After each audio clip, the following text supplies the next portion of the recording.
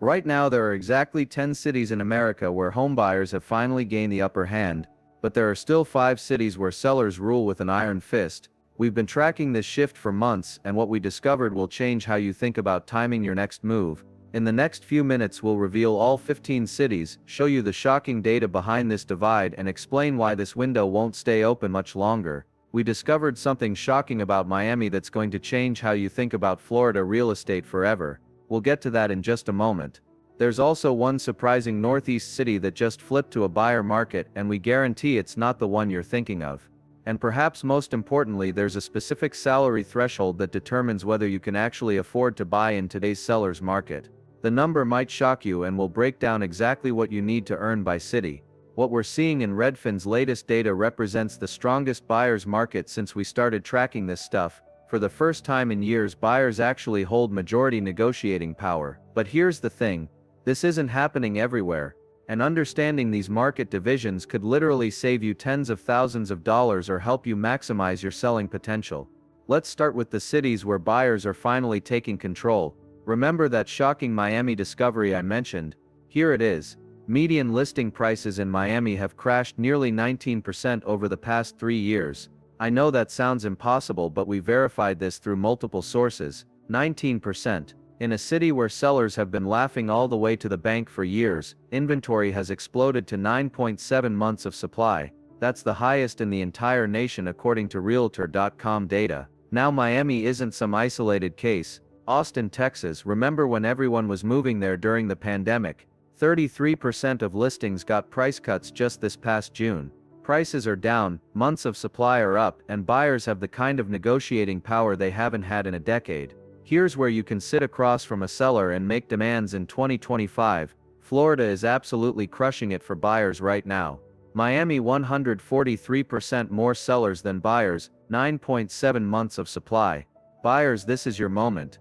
Fort Lauderdale, 128% more sellers than buyers. Inventory has gone completely haywire. West Palm Beach 116% more sellers than buyers. Orlando 6.9 months of supply, officially a buyer market. Tampa 6.3 months of supply and softening momentum. Texas is joining the party. Austin 131% more sellers than buyers. Prices down year over year, concessions up, and leverage is real. San Antonio 111% more sellers than buyers. Inventory up 53% versus pre-pandemic levels. And here's where it gets really interesting. Buffalo, New York, average home price around $224,133, with 28% of homes selling below list. Oklahoma City, Oklahoma, median price around $198,272, with 57% selling below asking. Grand Rapids, Michigan, average price around $275,310, with 50% selling below asking. Here's what happened, and this explains everything we're seeing right now. The pandemic construction boom fundamentally rewrote the rules in Sunbelt and Southwest metros. States like Florida and Texas had less restrictive zoning policies, so builders went absolutely crazy increasing inventory. A construction frenzy nobody anticipated created a localized oversupply. Realtor.com data shows national inventory has climbed for 23 straight months, up 16.9% year over year as of September 2025. But the surge wasn't evenly distributed. Florida and Texas absorbed massive new construction while buyers became increasingly rate sensitive. Homes are sitting on the market for 62 days now, up from just 41 days in 2021. Nearly 20% of listings saw price reductions in September 2025, according to the National Association of Realtors. The reality is beautifully simple. Oversupply meets hesitant buyers equals buyer leverage. Economics 101 playing out in real time. Now let's flip the script and talk about where sellers are still absolutely dominating this market. Please take 2 seconds to help me out and hit like and subscribe if you find this interesting so far. Each like, subscribe, and share helps support this channel and keeps us motivated to bring you the data that matters. Thank you. Now let's continue. Newark, New Jersey is leading this charge, with homes often selling above list and going pending fast. That's seller heaven. Long Island, New York requires a staggering salary of over $242,000 to afford a median-priced home. Let me repeat that. $242,000 a year, with a median price around $435,000 and brutal competition. Buyers are getting squeezed. Montgomery County, Pennsylvania. Median sold price around $500,000, up over 10% year over year, with homes flying off in about 18 days. New Brunswick, New Jersey. Tight inventory, persistent demand and homes moving quickly. Minneapolis, Minnesota. Median prices near $395,000, edging up year over year, and sellers still holding the line. What connects these markets? Limited new construction, tight zoning restrictions, and persistent urban demand. The Northeast and Midwest are sitting at 40 to 50% below pre-pandemic inventory levels. They simply can't build fast enough to meet demand. I know what you're thinking, and I need to address the top comments we see every week, but prices never drop. Historically, you're right, national home prices rarely decline, but Miami's 19% drop and Austin's double-digit decline prove it absolutely can happen in specific markets. These aren't national crashes, they're localized corrections triggered by oversupply and demand shifts. The data doesn't lie. It's still unaffordable, even in buyers' markets. You're not wrong. Even with rates around 6.85% and price cuts, monthly payments remain challenging. In Miami, the buyer's market doesn't magically create single-family homes under $500,000, they're scarce. And in Florida, condo buyers are getting hammered with rising HOA fees, insurance costs and new reserve requirements that offset price advantages.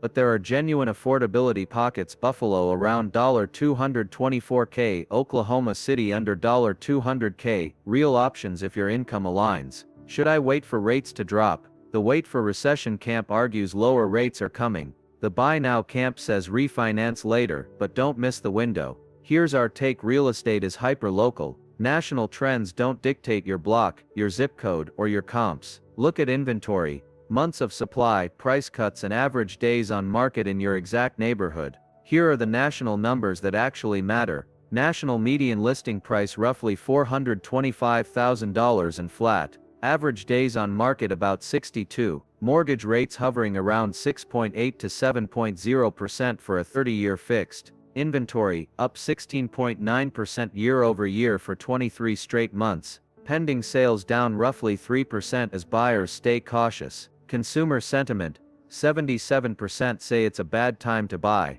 That caution is your leverage. Before you start celebrating Florida and Texas as buyer havens, let's talk trade-offs. Hurricane risk and surging insurance costs in Florida are offsetting many price advantages. Texas faces similar climate-related insurance spikes. These bargains come with hidden costs most spreadsheets ignore. You're not just buying a house, you're buying into a climate and insurance risk profile that can eat into your budget for decades. So what should you do based on your goal? Buying in Miami, Austin, or other buyer-friendly markets, you finally have negotiating power. Use it aggressively. Ask for seller concessions, rate buydowns, closing cost credits, and repair credits. Don't accept the first counter. Make them work for your business. Buying in seller markets like Newark or Long Island, prepare for a fight, get pre-underwritten, expand your search radius, and be flexible on contingencies. Selling in buyer markets, price realistically from day one. Don't test the market. Overpricing leads to stale listings, price cuts, and worse outcomes. Selling in seller markets, you have leverage, but don't assume 2021 style bidding wars.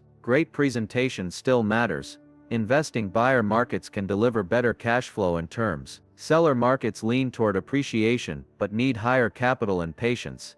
Renting. In buyer markets, run the buy versus rent math carefully. In seller markets, renting may remain the rational choice for now. Now let's zero in on Texas, because it's the real estate giant of the South, and it's showing cracks in 2025. Median home prices across Texas are down about 3.2% year over year, averaging around $331,000, over $70,000 below the U.S. median. Austin leads the decline with prices down roughly 6.4%, followed by Dallas at around 4.1%, San Antonio at 3.5%, and Houston at 2.8%. Inventory has surged 30.7%, with more than 132,000 active listings, and homes take about 105 days to close up from last year. This is a dramatic shift from 2020 to 2022, when low taxes, cheap land, and corporate relocations by Tesla and Oracle drew hundreds of thousands of new residents.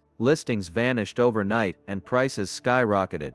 But by 2024, supply doubled and seller dominance evaporated. With mortgage rates hovering between 6.8% and 7.2%, affordability became the ceiling, and demand slowed sharply. The psychology flipped. In 2021, buyers feared missing out. In 2025, they fear overpaying. Bidding wars are out, seller concessions are uncovering closing costs, buying down rates, offering incentives. Yet this isn't a crash. Texas didn't overbuild like 2008, and population growth remains strong. What we're seeing is a recalibration, a repricing of risk. Affordability is the heart of it. A $330,000 home at 3% cost about $1,400 a month in 2021. At 7%, it's more than $2,600 before insurance and taxes. Many middle-class buyers are priced out. Sellers cut prices or wait months. Inventory is higher. Sales are down about 1.5% statewide.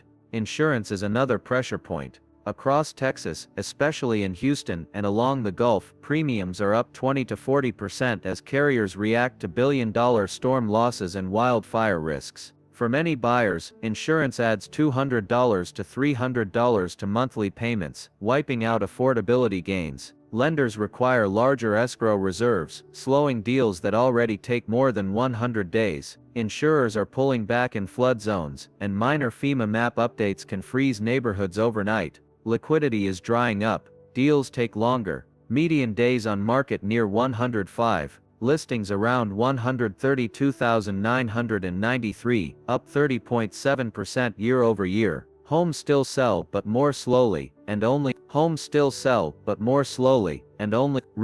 call it a pause market. Transactions happen, but at a crawl. Sometimes the slowdown hits instantly. A Fed statement hinting at delayed rate cuts can stall deals statewide within hours. Coastal insurance moratoriums after storm warnings have the same effect. These micro-freezes stop the market for days, creating uneven momentum. Buyers are watching interest rate news like weather reports. One realtor told us, "We're not waiting for prices to drop anymore, we're waiting for rates to breathe." Meanwhile, Texas's growth model is straining. No income tax attracts residents but limits funding for infrastructure and housing programs. Local governments face zoning backlogs, staffing shortages, and rising construction costs. Permit times in Austin and Dallas have doubled. Houston is grappling with flood regulations and inspection bottlenecks. The result, delays that reinforce the market's sluggish feel. But Texas isn't one story, it's several. Austin, hit hardest, is down most as tech layoffs and luxury overbuilding weigh on prices. Dallas, Fort Worth is mixed, some suburbs down, others slightly up thanks to corporate relocations. San Antonio slipped as insurance and taxes offset its value pitch. Houston is more stable, supported by oil jobs but pressured by insurance costs. Smaller cities like Waco, Tyler, and College Station are bucking the trend, with modest growth driven by remote workers and retirees seeking affordability. This uneven pattern defines 2025.